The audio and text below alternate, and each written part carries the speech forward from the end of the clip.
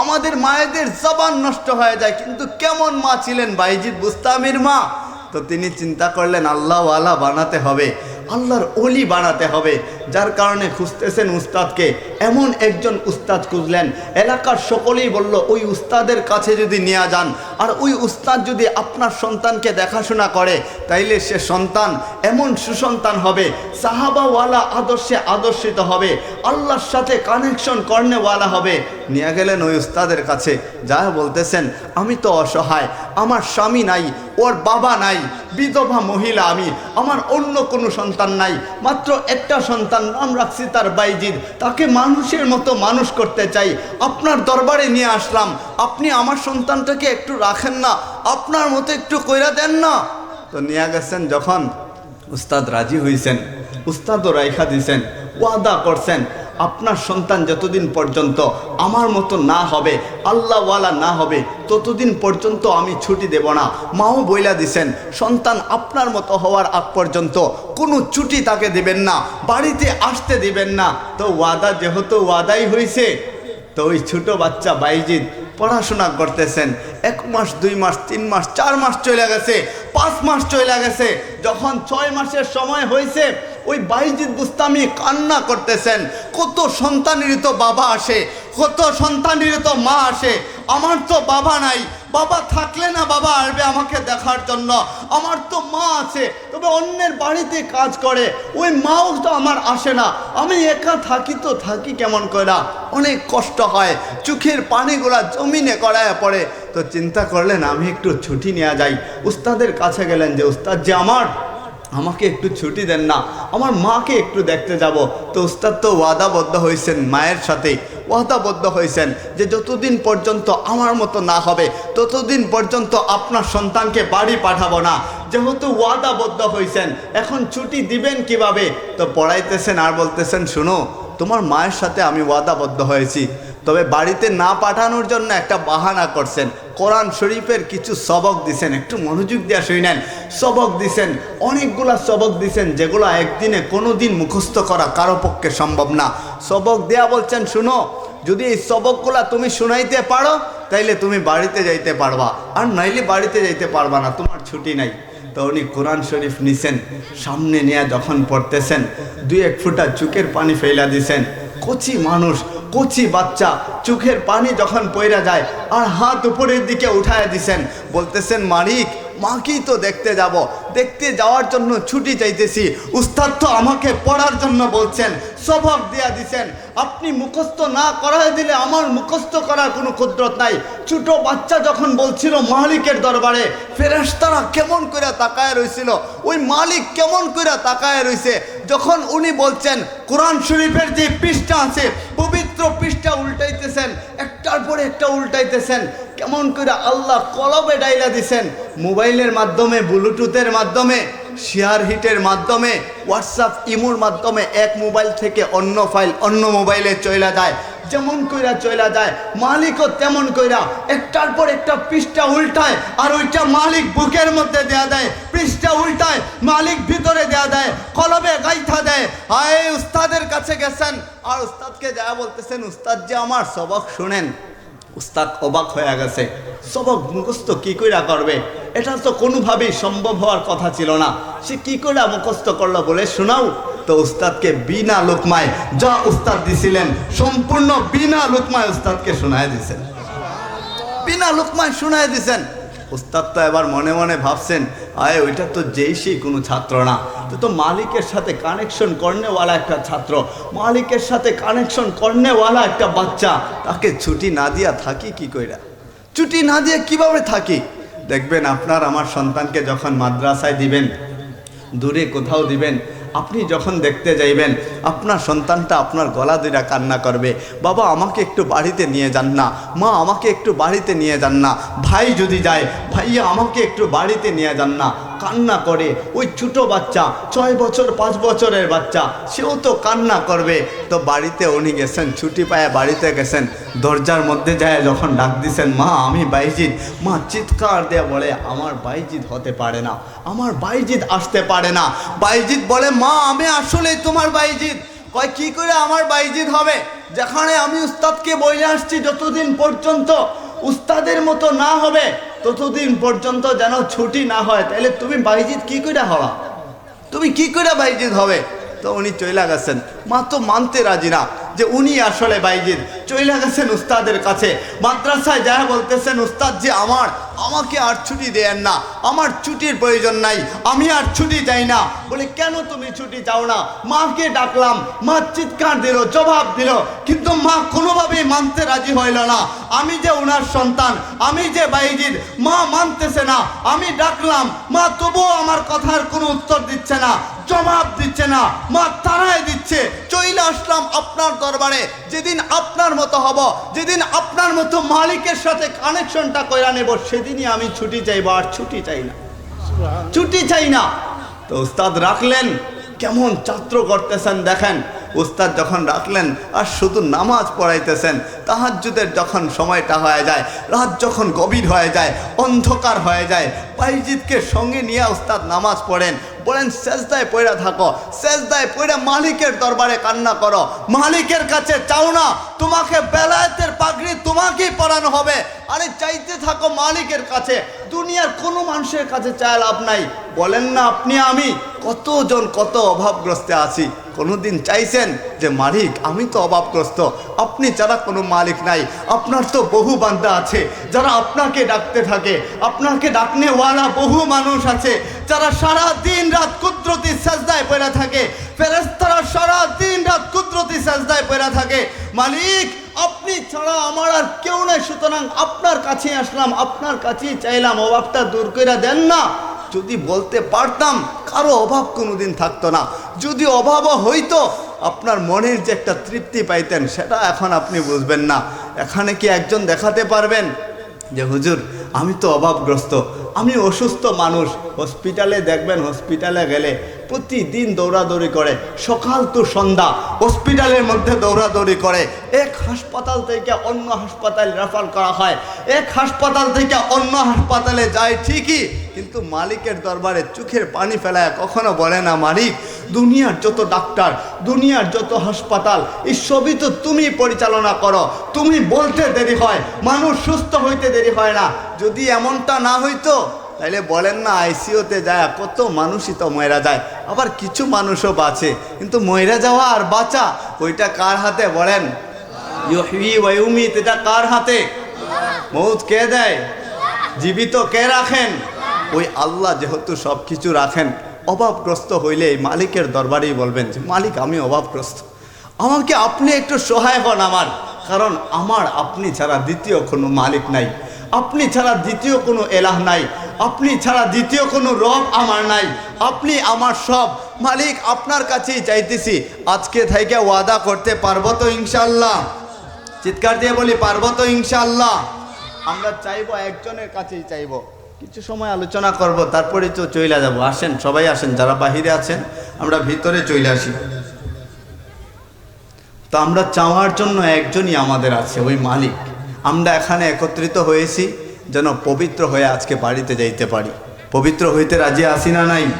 আমরা দিলটাকে এমনভাবে পবিত্র করব, এখান থেকে এমনভাবে তওবা করব, হয় তওবা করতে দেরি হবে, মালিক যেন পুরো জিন্দেগির গুনাহ খাতা মাফ করতে দেরি করে না। পারবেন তো ইনশাআল্লাহ? পারবেন তো ইনশাআল্লাহ? তো ওই বাইজিদ বুস্তামি মনে আসেনি আপনাদের?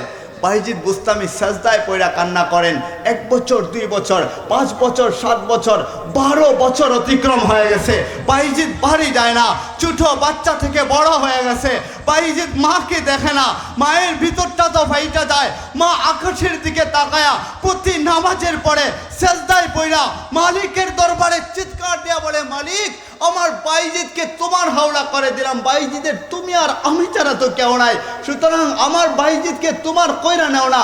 একদিক দিয়ে মা দোয়া করে, অন্য দিক দিয়ে উস্তাদ তো আছেই, দোয়ার দরজা তো আছেই, ওই বাইজিদও দোয়া করে।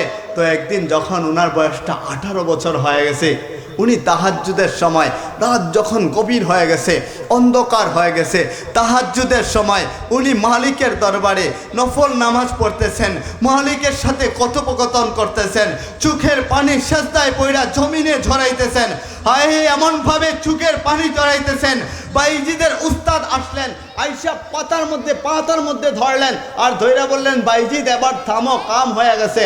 বলে কি কাম হয়ে গেছে? নবীজি স্বপ্নে যুগে উস্তাদের কাছে আসছেন, স্বপ্নে আইসা উস্তাদকে বেলায়েতের পাগড়ি পরায় দিছেন, বেলায়েতের পাগড়ি উস্তাদ পরছেন আর নবীজি বইলা দিছেন, শুনো তোমার ছাত্র তো বাইজিদ কত বছর কাইটা গেছে, মাকে দেখে না, মাকে দেখতে যাওয়া দরকার, পুরা হয়ে গেছে, কোন দিন জানি চইলা যায়, মালকুল মউত কোন দিন জানি তার কাছে চইলা আসে। হায় ওই বেলায়েতের পাগড়িটা তোমার ছাত্র বাইজিদের মাথার মধ্যে তুমি পরায় দিও, আমার পক্ষ হয়ে তুমি পরায় দিবা। তো যখন মাথাটা তুলছেন আর বলছেন কাজ হয়ে গেছে, বাইজিদ চোখের পানি মুছতেছেন, উস্তাদ নিজে মুইছা দিতেছেন। আয় হায় উস্তাদ আর ছাত্রর খেলা কেমন! আমার উস্তাদ যারা আছেন আমার তো মনে চায় সারাক্ষণ ওনাদের খেদমত করতে থাকি, পা টিপতে থাকি, কিন্তু আমাদের উস্তাদরা তো করতে দেয় না। যতদিন উস্তাদ থাকবে ওনাদের কাছ থেকে দোয়া নেবেন, উস্তাদ সমতুল্য কেউ থাকবে ওনাদের কাছ থেকে দোয়া নেবেন, পর্দাবিহীন দোয়া কবুল করাতে চান তো মায়ের দোয়া সর্বপ্রথম আপনার এমনভাবে, এমন গতিতে, কিসের বিদ্যুতের গতি, কিসের আবার ট্রেনের গতি, কিসের প্লেনের আর বিমানের গতি, আপনার মায়ের দোয়া এমন গতিতে কবুল হয়, দোয়া করতে দেরি, সমগ্র বাধা বিপত্তি পাড়ি দিয়ে ওই মালিক দোয়াটাকে কবুল করতে দেরি করে না। মায়ের দোয়া এত পরিমাণে। হ্যাঁ, তা আমাদের যাদের মা বাইচা আছে আজকে যাই এই মায়ের কাছ থেকে দোয়া নিবেন তো ইনশাল্লাহ, দোয়া নেবেন, একটু মায়ের কাছে যায় বলবেন, মা যতদিন যা করছি, কত অন্যায় করছি তোমার সাথে, ভুলে অভুলে, সামনে পিছনে কত অন্যায় কাজ করছি, কত জানিয়া না জানিয়া অন্যায় কাজ করছি, মালিকের কাছেও বলবেন, আপনার মাকে বলবেন মালিক যেন ক্ষমা করে দেয়, মা যেন ক্ষমা করে দেয়। দোয়া নেবেন, মা যখন আপনার মাথার মধ্যে দোয়া দিবে ওইটাই আপনার জান্নাত, ওইটাই আপনার জান্নাত। কারণ মায়ের পায়ের নিচেই তো জান্নাত, কি বলেন? হ্যাঁ, মায়ের পায়ের নিচে আমাদের জান্নাত। তো বাইজিদ বুস্তামিকে যখন মাথা নাড়ায় বলছেন উঠ, তো উঠলেন, চোখের পানি মুছতেছেন, উস্তাদ বলতেছেন কাজ হয়ে গেছে, তোকে আমি এজন্যই তোর কাছে আসলাম, তোকে এবার ছুটি দিতে চাই। বাইজিদ বুস্তামি খুশি হয়ে গেছেন, মাথার পাগড়িটা খুলছেন, কইলা বলেন, শুন না বাইজিদ, নবীজি আসছিলেন স্বপ্ন যুগে, স্বপ্নে আমাকে পাগড়িটা পরায় গেছেন, বেলায়েতের পাগড়ি পরায় গেছেন। এই পাগড়ি যে আমার মাথায় দেখছিস ওইটা আমার পাগড়ি না, ওইটা তোর পাগড়ি। নবীজি বলছেন যেন আমি তোকে পড়াই, নে তোকে পড়াইলাম বেলায়েতের পাগড়ি, যা বাড়িতে যায় কাজ শুরু করে দে। কন্যা আল্লাহু আকবার। বেলায়েতের পাগড়ি পরায় দিছেন। ওই বেলায়েতের পাগড়ি পরে বাইজিদ বুস্তামি বাড়িতে গেছেন, যায় সঙ্গে সঙ্গে ডাক দিছেন, মা আমি বাইজিদ। ডাক দিতে দেরি হয়েছে, মা চিৎকার দিয়ে দরজা খুলতে দেরি হয় নাই। মা দরজা খুলছেন আর মা বলছে, আমি জানি তুই তো আজকে আসবি, কারণ মালিক তো আগে থেকেই জানায় দিছে, আমি জানি তুই আসবি, তুই পরিপূর্ণ হয়ে গেছিস, যা কাজ শুরু করে দে। তো মা ঝড়ায় ধরছেন, সন্তানকে ঝড়ায় ধরছেন আর দোয়া দিছেন, যা কাজ শুরু কর। আমাদের উলামায়ে কেরামগণ কেমন জানেননি? আল্লাহর রাসূল বলছেন, ইন্নাল উলামা ওয়ারাসাতুল আম্বিয়া, সম্পদ, আপনার যে সম্পদ থাকে ওইটা যদি আপনি মরে যান, আপনার পরে আপনার সন্তান ওয়ারিস হয়ে যায়, তাই না? ওয়ারিস হয় না? আপনার আত্মীয়রাই তো ওয়ারিস হয়। তো আল্লাহর রাসূল যেহেতু নবীওয়ালা দায়িত্ব, পয়গাম্বর যখন চলে যায় ওই পয়গাম্বরের দায়িত্বটা কে পালন করবে? পয়গাম্বরের ওয়ারিস কে হবে? কারণ বনি ইসরাইলের যুগে নবী না হইলে কেউ ওয়ারিস হইতো না, শুধুমাত্র নবীরাই দাওয়াত দিতে পারতেন। আর এখানে আমাদের নবীজি যখন চলে যাবেন তো ঘোষণা করছেন, আল্লাহর পক্ষ থেকে জানায় দিচ্ছেন, আমাদের নবীজি আমাদেরকে বইলা দিছেন, ইন্নাল উলামা ওয়ারাসাতুল আম্বিয়া, উলামায়ে কেরামগণ হচ্ছেন আম্বিয়া কেরামের ওয়ারিস। সুতরাং নবী নাই, এখন আমরা কার ইশারায় চলবো, কাদের কথা মতো চলবো? উলামায়ে কেরাম তো এখনো আছেন, কি বলেন, আছেন না নাই? তো বেলায়েতের দরজা যাদের খোলা যায় ওই মায়ের দোয়া ছাড়া আর কিছু না। ওই মায়ের পায়ের নিচে যাদের জান্নাত, আপনার আমার জান্নাত, ওই মায়ের কাছ থেকে দোয়া নিব আপনি আমি। সেখানে আমাদের অনেক মানুষ এমন আছে, গ্রাম এলাকায় দেখবেন মাকে গালাগাল করে, বিশ্রী ভাষায় গালাগাল করে। আমাদের শহর বন্দরের মানুষরা তো মাকে বাবাকে বৃদ্ধাশ্রমে পাঠায়। এটা কিভাবে সম্ভব? নিজের মাকে বৃদ্ধাশ্রমে পাঠায় দিবে, এটা কি কোনো ব্যক্তি মানতে পারে নাকি? আমার মা জীবিত থাকা অবস্থায়, বাবা জীবিত থাকা অবস্থায় আমার কাছ থেকে অন্য জায়গায় চলে যাবে, এটা কি করে সহ্য করব আমি? বৃদ্ধাশ্রমে পাঠায় দিবে। আমাদের বাংলাদেশে বৃদ্ধাশ্রম হয়েছে, কারণ বাংলাদেশের মুসলমান নষ্ট হয়ে গেছে, নাইলে কোনোদিন বৃদ্ধাশ্রম হইতো না, কোনোদিন হইতো না। কোনো যন্ত্রণার কারণে যদি বৃদ্ধাশ্রমে রাইখাও আসতো, বাড়িতে যখন আসতো রাতের বেলা এমনটা হইতো চিৎকার দিয়ে তার বুকটা ফাইটা যাইতো, আর মনে মনে বলতো মালিক আমি ভুল করে ফেলছি, যত টাকা পয়সা লাগে সব কিছুকে পিছনে ফেলা আবার মায়ের কাছে যাইতো, আবার ওই বৃদ্ধাশ্রমে যাইতো, যায়া মাকে জড়ায় ধরে বলতো মা তুমি আমাকে মাফ করে দাও না, আমি তোমাকে নিতে আসছি।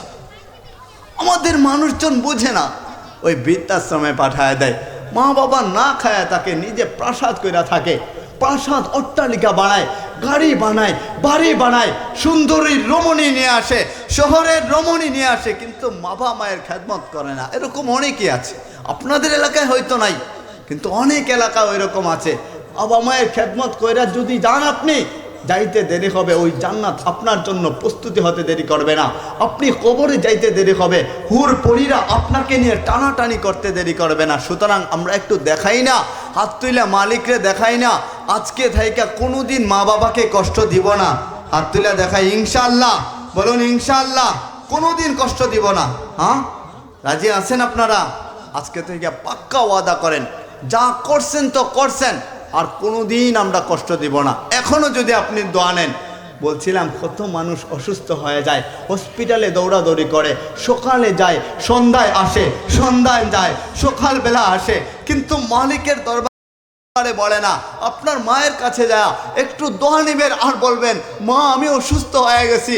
ওই মালিকের কাছেও বলছি, দুনিয়ার কোনো ডাক্তার আমাকে কিছু করতে পারবে না, দুনিয়ার কোনো হসপিটাল আমাকে কিছু করতে পারবে না। মানুষ চিকিৎসার জন্য বাংলাদেশ শেষ কইরা ইন্ডিয়া চলে যায়, ওই ইন্ডিয়া থেকে সিঙ্গাপুর চলে যায়, বিভিন্ন রাষ্ট্রে চিকিৎসার জন্য যায়, কিন্তু কখনো মালিকের দরবারে বলে না মালিক অসুস্থ হয়েছি, শিফা তো তুমি আমাকে দেবা, তুমি ছাড়া কে শিফা দিবে? তুমি তো ইশারা করতে দেরি, আর সব কিছু কবুল হইতে দেরি হয় না। তুমি ইশারা করতে দেরি, অসুস্থ মানুষগুলা সুস্থ হইতে দেরি হয় না। তুমি ইশারা করতে দেরি, অভাবগ্রস্ত লোকেরা অভাব পরিহীন করতে দেরি হয় না। তুমি ইশারা করতে দেরি, দুনিয়ার মানুষজন শান্ত হইতে দেরি হয় না। তুমি ইশারা করতে দেরি, হায় মানুষজন সম্পদশালী হইতে দেরি হয় না। আল্লাহু ইয়ারযুকু মান ইয়াশাউ বিগাইরি হিসাব, মালিক যাকে চায় তাকে তো বিনা হিসাবে রিজিক দান করতে থাকে। সুতরাং মা বাইচা আছে, আপনি আমি মায়ের কাছে চাইব। আমাদের বাবা বাইচা আছে, বাবার কাছে চাইব। বাবা হচ্ছে জান্নাতের গেট বাবা, আর ওই মা হচ্ছে জান্নাত। ওই বাবা এবং মা যাদের বাইচা থাকে তাদের আর জান্নাতের জন্য আফসোস করতে হবে না, একটু খেদমত কইরা যাইবেন, ওইটাই আপনার জন্য সফল কাম। উলাইকা আলা হুদাম মির রাব্বিহিম ওয়া উলাইকা হুমুল মুফলিহুন। আপনি সফল কাম হইতে চান, এখানে তো অনেক বর্ণনা দেওয়া যায়, তবে আমার কথা যেহেতু আজকের বিষয় বাবা মা, আপনি বাবা মায়ের খেদমত করবেন, আপনার দুনিয়া আখেরাত সফল কে করে দিবেন? বলেন কে করে দিবেন? চিৎকার দিয়ে বলেন কে করে দিবেন? সুতরাং ওই বাবা মা যাদের বাইচা আছে আমরা খেদমত করব। আয় আমাদের অনেকের বাবা মা এমন কয়, বাবা মা বিছানায় পয়রা থাকে, আলাদা একটা রুমের মধ্যে পয়রা থাকে, আর সন্তানের জন্য দোয়া করে, আর সন্তান তার স্ত্রীকে নিয়া, নববধূকে নিয়া, সুন্দরী রমণীকে নিয়া এমন একটা প্রাসাদের মধ্যে থাকে যেখানে মা দেখেও না। আমার তো একটা কাল্পনিক ঘটনা মনে পড়ে গেছে, ওই ঘটনাটা তো এমন, মা মরে গেছে, একটা চিঠি লেখা গেছে, ওইটা কাল্পনিক নাকি বাস্তব ওইটা জানি না, আপনাদেরকে বোঝানোর জন্য বলছি।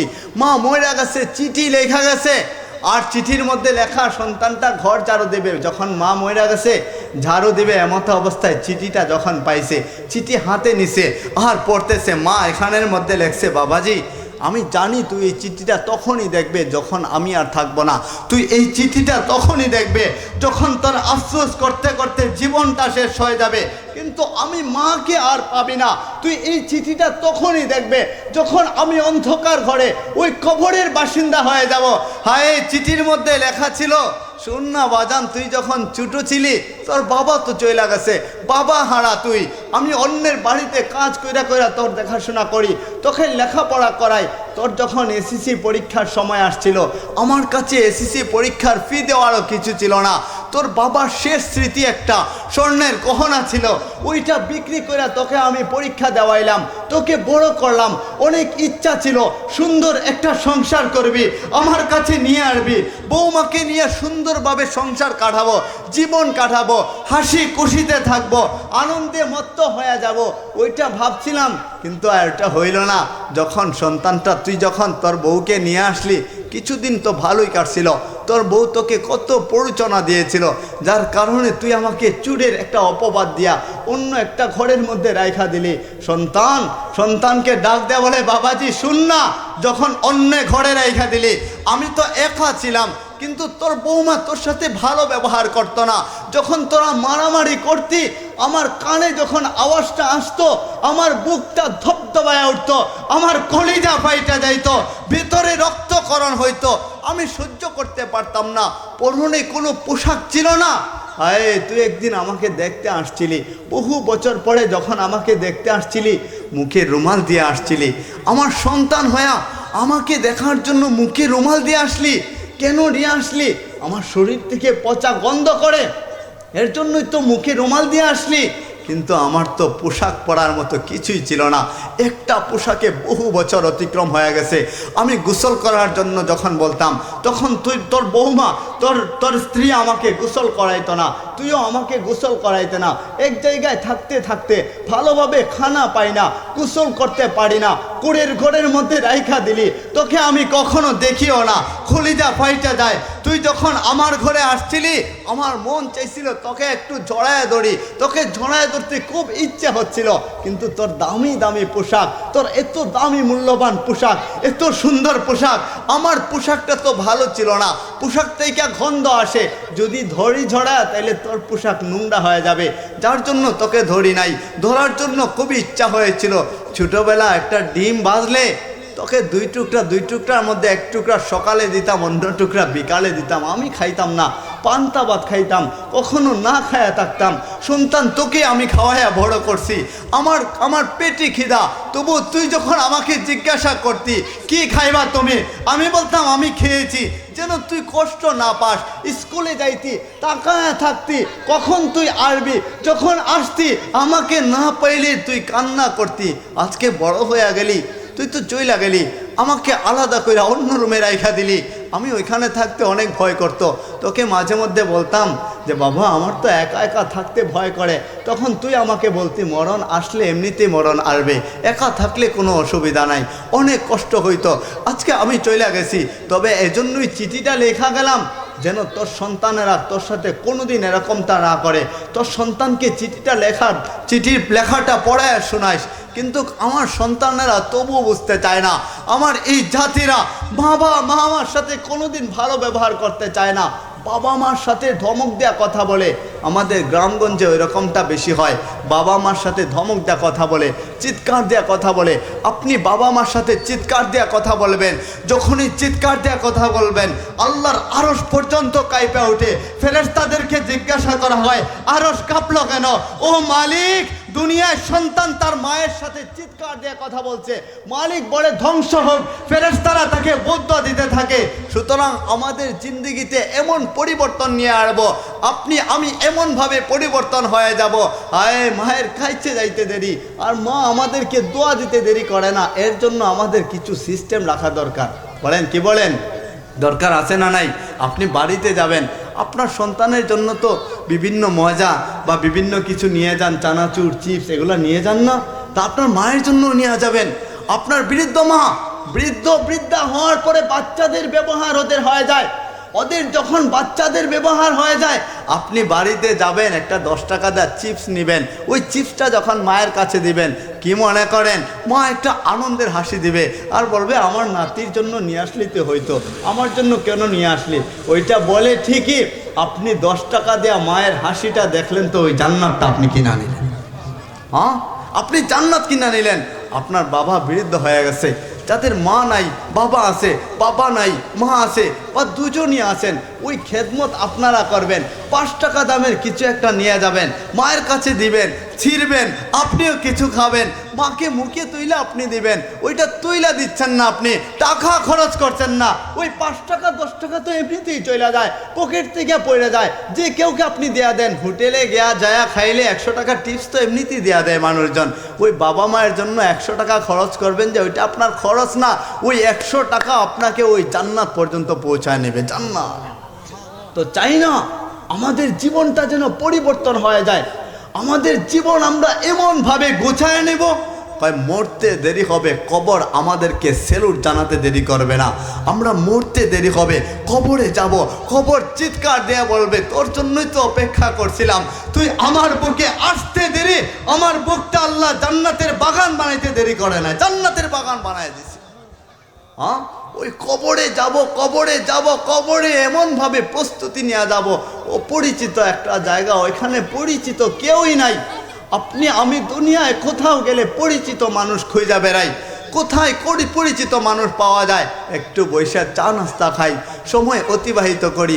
কিন্তু কবর এমন একটা ঘর যেখানে অন্ধকার, আলো নাই, বাতি নাই, বিছানা নাই, বাবা মা নাই, ভাই বোন নাই, দুনিয়ার বন্ধু বান্ধব কাউকে আপনি পাবেন না। ওই ঘরের মধ্যে যখন যাবেন, অপরিচিত ঘরের মধ্যে যখন যাবেন, চিৎকার দিয়ে বলেন না, ওই কবরে যাওয়ার আগে আগে কবরের প্রস্তুতি নেওয়ার দরকার আছে না নাই? চিৎকার দিয়ে বলেন, আছে না নাই? ওই বাবা মায়ের খেদমত কইরা যাব। আরেকটা মজার ঘটনা মনে পড়ে গেল, খাজা কুতুবউদ্দিন বখতিয়ার কাকি রহমতুল্লাহি আলাইহি। কন্যা আল্লাহু আকবার, বলেন আল্লাহু আকবার।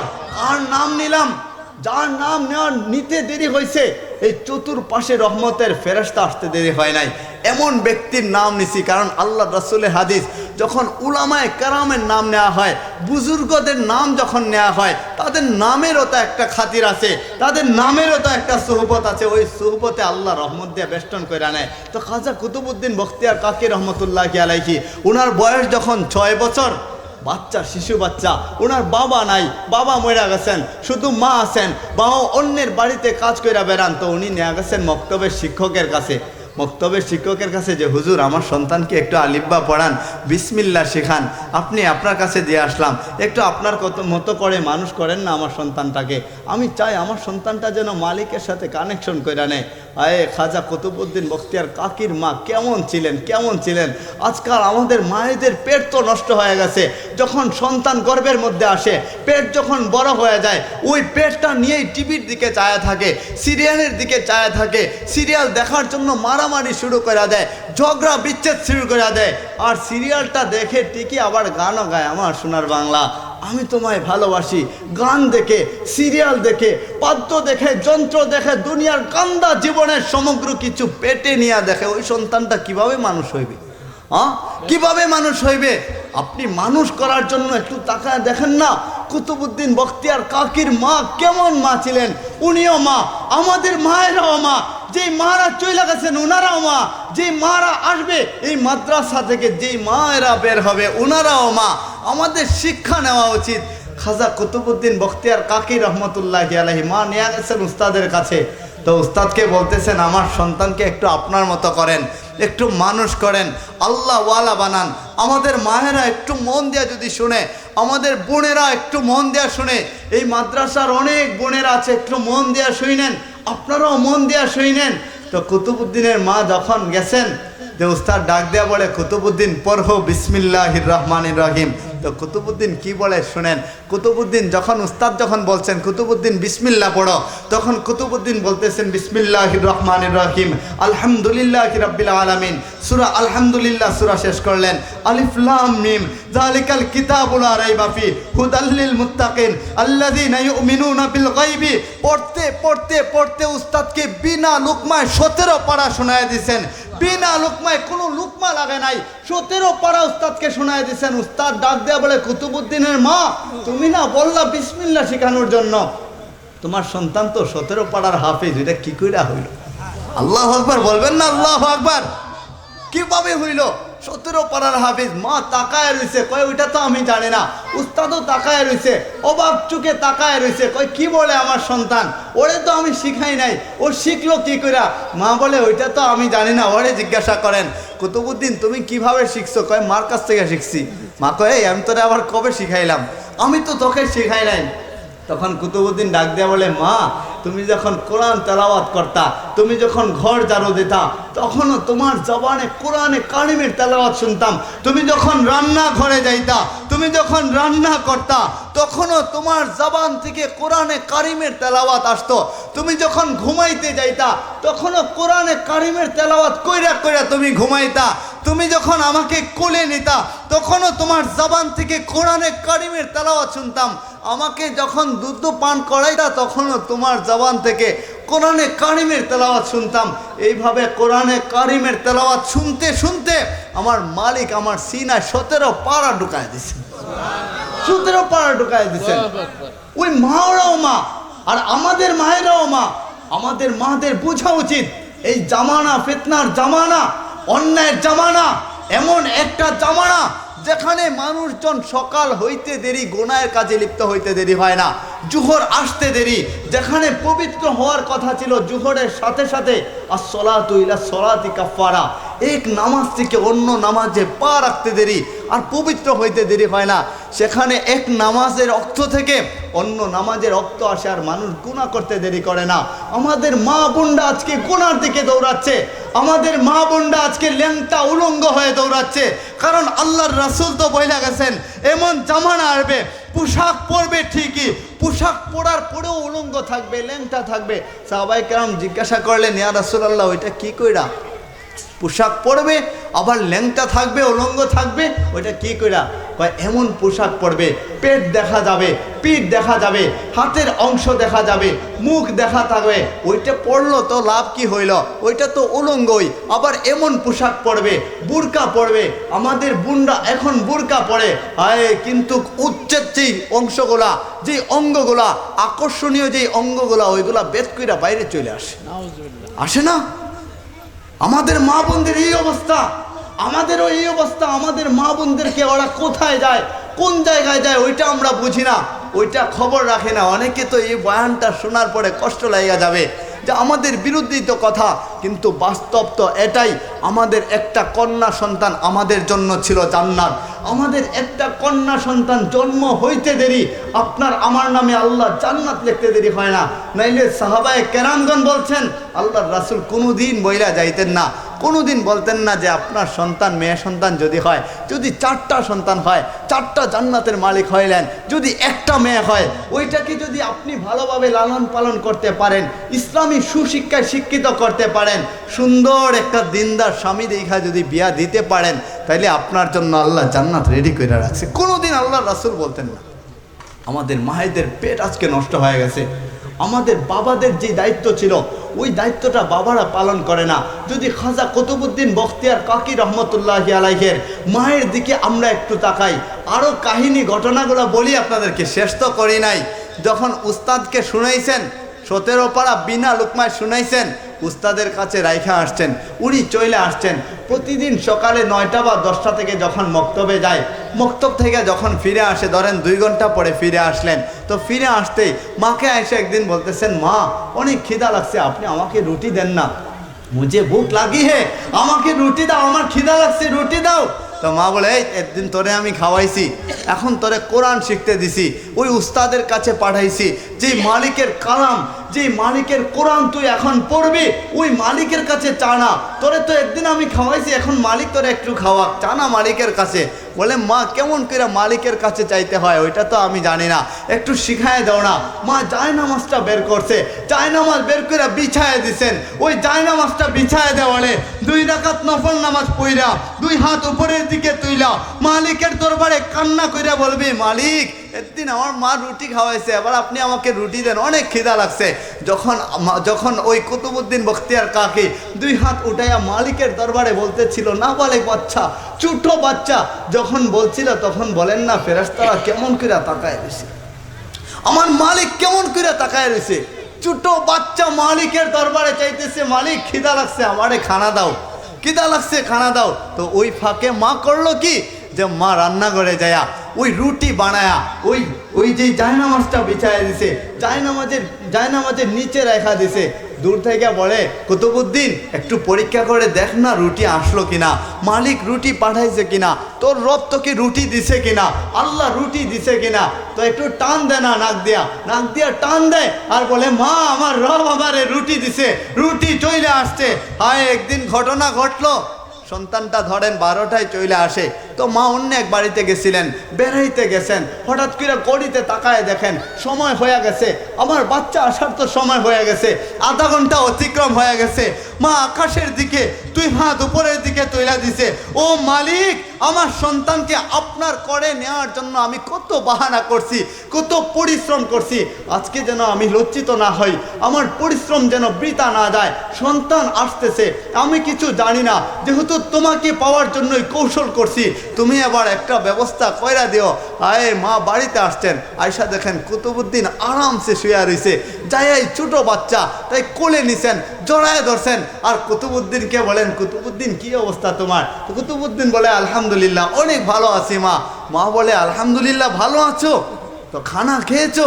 বলে, মা আমি যখন মক্তব শেষ করে আসলাম, আয়সা দেখি তুমি ঘরের মধ্যে নাই, কোথায় যেন চলে গেছো। আমি প্রতিদিনের মতো জায়নামাজ নিয়ে আসলাম, বিছায়া দিলাম, 2 রাকাত নফল নামাজ পড়লাম, নফল নামাজ পড়া মালিকের দরবারে বললাম, মালিক খিদা লাগছে রুটি দাও। বলতে দেরি হয়েছে, যখন শেষ করলাম জায়নামাজ তুইলা দেখি মালিক আমাকে রুটি দেয়া দিছে। চিৎকার দিয়ে বলেন না, রুটি দেয়া দিছে। আবার একটু অবাক হইয়া বলেন, মা একদিনে তো রুটি খাইলাম, আজকেও রুটি খাইলাম, আজকে অন্যরকম একটা অনুভব করলাম। কই কি অনুভব করলি? একদিনের রুটিতে যে স্বাদ ছিল, আজকে রুটিটা এত স্বাদ অন্য কোনো দিনের সাথে মিলে নাই। তো মা চোখের পানি ছাইড়া দিছে, আনন্দের অশ্রু ফেলা দিছে। আমি তো এটাই চাইছিলাম, মালিকের সাথে তোর যেন কানেকশন হয়ে যায়। তো ওই খাজা কুতুবুদ্দিন বখতিয়ার কাকি রহমতুল্লাহি আলাইহি, আয় ওনার যখন মোটটা হয়ে গেছে, মত হওয়ার সময় উনি বইলা গেছিলেন, নসিহত করে গেছিলেন, আমার জানাজা এমন একজন ব্যক্তি পড়াবে যার জীবনে কোনোদিন আসরের নামাজের সুন্নত কাজা হয় নাই। হ্যাঁ, আসরের নামাজের সুন্নত কাজা হয় নাই, বুঝেননি আপনারা? যেটা সুন্নতে কাফায়া না পড়লেও হয়, ফরজ তো হয়ই নাই, ওয়াজিব তো হয়ই নাই, সুন্নত তো বাদ পড়েই নাই, সুন্নতে কাফায়াও যার বাদ পড়ে নাই, ওই রকম ব্যক্তি যেন আমার জানাজার নামাজ পড়ায়। লক্ষ লক্ষ মানুষ উপস্থিত, যখন ঘোষণা করা হয়েছে ওই রকম ব্যক্তি কে আসবে, ওইখানে তো কত আল্লাহর ওলিরা উপস্থিত ছিলেন, কত উলামায়ে কেরামগণ উপস্থিত ছিলেন, কত আবিদরা উপস্থিত ছিলেন, কেউই দাঁড়াতে পারে নাই, নিচের দিকে সবাই তাকায় রয়েছেন। এমন সময় বাদশাহ শামসুদ্দিন রহমতুল্লাহি আলাইহি, আল্লাহু আকবার বলেন না, আল্লাহু আকবার। উনি বাদশাহ ছিলেন, উনি শাসক ছিলেন।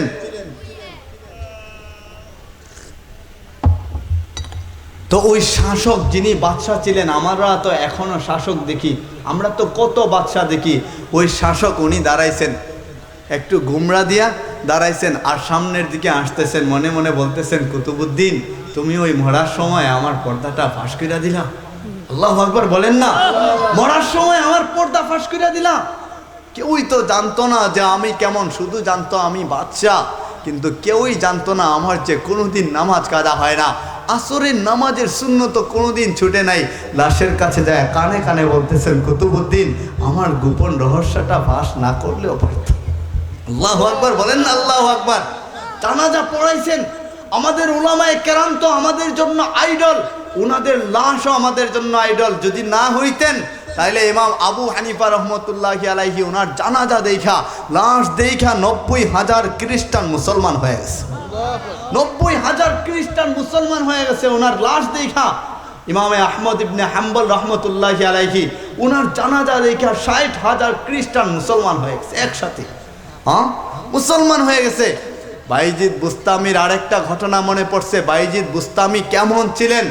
তা আল্লাহ তো বেলায়েতের পাগড়ি পড়ায় দিছেন, নবীজি পড়ায় দিছেন, ওনার উস্তাদকে উস্তাদ উসনান ওনাকে পড়ায় দিছেন নবীজির হয়া।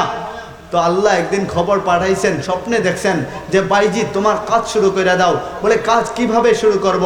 বলে আজকে খ্রিস্টান পাদ্রীদের মিলন মেলা হবে, 5 লক্ষ খ্রিস্টান পাদ্রীরা আসবে, মিলন মেলা হবে, ওইখানের মধ্যে তুমি ওদের পোশাক পইরা ঢুইকা যাইবা। একদিন স্বপ্ন দেখছেন, 2 দিন দেখছেন, 3 দিন দেখছেন, উনার ঘুম ভাঙলো, চোখ ভাঙলো, চিন্তায় পড়ে গেলেন, হায় ওদের পোশাক আমি পরব তো পরব কি কইরা আমি ওদের পোশাক পরি। তো আল্লাহ জানায় দিছেন, বন্ধু তুমি পোশাক পরবা, তোমার হেফাজতের দায়িত্ব আমি নিলাম। তুমি পোশাকটা পইরা ভিতরে ঢুইকা যাও না। ওদের মিলন মেলা আজকে, ভিতরে ঢুইকা গেছেন পোশাক পইরা। যখন সবচেয়ে বড় পাদ্রী আসছে, সবচেয়ে বড় 5 লাখ পাদ্রীর মধ্যে, পাদ্রী বুঝেন খ্রিস্টানদের পাদ্রী, খ্রিস্টানদের মধ্যে যারা আলেম, যারা বিজ্ঞ, যারা জ্ঞানী, ওই 5 লাখ পাদ্রীর মিলন মেলার মধ্যে যখন সর্বোৎকৃষ্ট সবচেয়ে দামি, যখন সবচেয়ে জ্ঞানী পাদ্রী যখন আসছে, উনি যখন বর্ণনা করবেন আর কথা বলবেন, মানুষদেরকে যখন জ্ঞান দিবেন, বসছেন এইভাবে সবার সামনে বসছেন আর আলোচনা করতেছেন। হায় আলোচনার মধ্যে হঠাৎ করে ওনার জবানটা বন্ধ হয়ে গেছে, উনি কথা বলতেছেন না। 5 লাখ খ্রিস্টান পাদ্রী তখন বলে যে আপনি আমাদের গুরু, আপনি আমাদের মুরব্বী, আপনার কাছ থেকে আমরা ইলম পাই, জ্ঞান পাই, আলো পাই, আপনি যদি আমাদেরকে নসিহত না করেন তাইলে কে করবে? তো উনি চিৎকার দিয়ে বলতেছেন, শুনো আমি কিভাবে এখানে আলোচনা করি। আমার চেয়ার নড়তে আরম্ভ করে দিছে, চেয়ার নাড়াচাড়া করতে শুরু করে দিছে, স্টেজ কাঁপতে আরম্ভ করে দিয়েছে। এখানে তো এমন একজন ব্যক্তিত্ব আছেন যার উপরে কোনো ব্যক্তিত্ব নাই, এমন একজন আছেন মুহাম্মদী, একজন উম্মত আছে মুহাম্মদী উম্মত, তারে রাইখা আমি কিভাবে কথা বলি? কন্যা আল্লাহু আকবার। তারে রাইখা কিভাবে কথা বলি? দেখায় দেন, তার গর্দনা উড়ায় দিব। বলে না, গর্দনা উড়ানো যাবে না। সাধারণ কোনো ব্যক্তিত্ব এখানে আসে নাই, সাধারণ কোনো মানুষ আসে নাই। ওইটা এমন একটা মোহাম্মদে আসছে যার মালিকের সাথে কানেকশন। ইশারা করতে দেরি হবে, 5 লাখকে আলাদা করতে দেরি হবে না, ইশারা করতে দেরি হবে, 5 লাখ মাটির নিচে যাইতে দেরি হবে না, গর্দনা উড়ানো যাবে না। শুনো তাহলে কি করব? তারে নিয়ে আসেন সামনে, তারে সামনে নিয়ে আসেন। তো উনি যখন আসছেন, ওনাকে সামনে রেখা ওই পাদ্রীদের যে মেইন লিডার ছিল, ওই লিডার বলে, তুমি এখানে কেন আসছো? বলে মালিক পাঠাইছে। তো কেন আসবা তুমি আমাদের সামনে? আসছি তো এজন্য, একটু দেখা যায় না, তোমাদের সাথে একটু সাক্ষাৎ করা যায় না। বলে আসছো ঠিক, আমার এখানে বাহিনী যারা আছে সবাই চাইছিল গর্দনাটা আলাদা করে দিতে।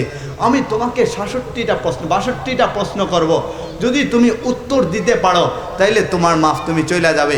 আর যদি উত্তর না দিতে পারো তাইলে তোমার গর্দন আলাদা করা হবে। বাইজিদ বুস্তামি কি সাধারণ কেউ নাকি? হ্যাঁ, সাধারণ কেউ নাকি? বাইজিদ বুস্তামি বললেন যে তোর প্রশ্ন শুরু করে দে।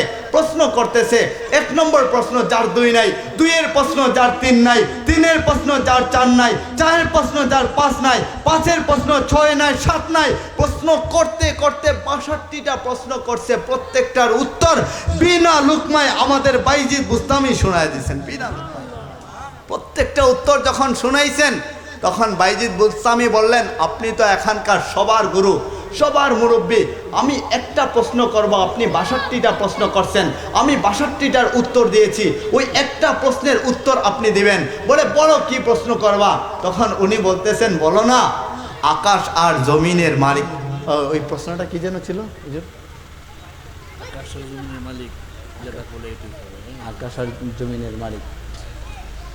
প্রশ্নটা আকাশ আর জমিনের মধ্যে কে রাজত্ব করে, মালিক কে? না না না, প্রশ্নটা ছিল যে আকাশ আর জমিনের চাবিটা কি? আকাশ আর জমিনের চাবিটা কি? 62 প্রশ্ন করছেন, উনি তো উত্তর দেয়া দিছেন। এবার বলে আমি একটা প্রশ্ন করব, তুমি ওইটার কি উত্তর দিবা। বলে কি প্রশ্ন করবা করো। বলে বলো না আকাশ আর জমিনের মধ্যে চাবিটা কি? ওই একটা চাবি আছে, চাবিটা কি? তো ওনার জবান বন্ধ হয়ে গেছে, উনি কোনো কথা বলতেছেন না, যে চাবি আবার কি হবে, কথা বলতেছেন না। 5 লাখ খ্রিস্টান পাদ্রী বলে আপনি আমাদের গুরু। 62টা প্রশ্নের মুহাম্মদী উম্মত বাইজিদ উত্তর দিল, আপনি একটা প্রশ্নের উত্তর দিতে পারছেন না, তো আপনি গুরু হইলেন কি কইরা? কি কইরা আপনি আমাদের গুরু হবেন? বলে আমি প্রশ্নটা জানি, উত্তর আমি জানি, যদি বলি তাইলে তোমরা মানবে না, যদি বলি তাইলে তোমরা মানতে চাইবে না, যদি বলি বড় ওয়াদা করো, যদি মানো তোমরা তাইলে উত্তর দিব। বলে মানবো। 5 লাখ বলছে মানবো। তখন উনি চিৎকার দিয়ে বলেন, মুহাম্মদী উম্মতের বাইজিদের যে প্রশ্নটা, আকাশ আর জমিনের চাবিটা কি? ওই চাবিটা হচ্ছে লা ইলাহা ইল্লাল্লাহু মুহাম্মাদুর রাসূলুল্লাহ। চিৎকার দিয়ে বলুন না সাল্লাল্লাহু আলাইহি ওয়াসাল্লাম। বলতে দেরি হয়েছে 5 লাখ একসঙ্গে মুসলমান হয়েছে। বলেন না আল্লাহু আকবার। 5 লাখ একসাথে মুসলমান হয়ে গেছে। ওইটা আমাদের মায়েদের কোল, আমাদের মায়েদের দোয়া। সুতরাং আমাদের যাদের মা বাবা বাইচা আছে, আমরা তাদের কাছ থেকে দোয়া নিব, তাদের কাছেই বলবো আমাদের জন্য একটু দোয়া করে দেন না।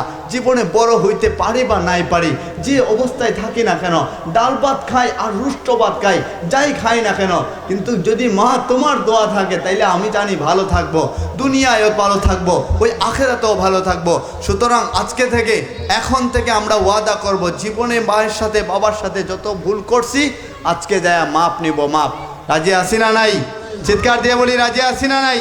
আল্লাহ যেন আমাদের সকলকে কবুল আর মঞ্জুর করেন। ওয়া আখিরু দাওয়ানা আনিল হামদুলিল্লাহি রাব্বিল আলামিন। অনেক আলোচনা করলাম, উলামায়ে কেরামগণ আলোচনা করছেন, ভুল করতে হলে আপনারা ক্ষমা দৃষ্টিতে দেখবেন। আমার জন্য সবাই দোয়া করবেন, ইনশাআল্লাহ দোয়া করবেন। ওয়া আখিরু দাওয়ানা আলহামদুলিল্লাহি রাব্বিল আলামিন। মাদ্রাসা শাইখুল হাদিস সাহেব আখিরি অনুরোধ করব। সবাই বসেন। আমি ছোট মানুষ, আপনাদের মাঝে কিছু আলোচনা করলাম। এখানকার একজন শাইখুল হাদিস, আমাদের এই মাদ্রাসার শাইখুল হাদিস দামাত বারাকাতুহুম, উনি আসতেছেন। ওনার কাছ থেকে আমরা নসিহত শুনবো।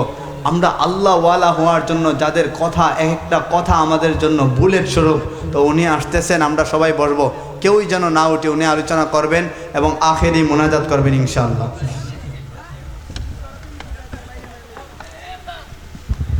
মাশাআল্লাহ, জাযাকাল্লাহ। আমরা হযরতের জবান থেকে অত্যন্ত গুরুত্বপূর্ণ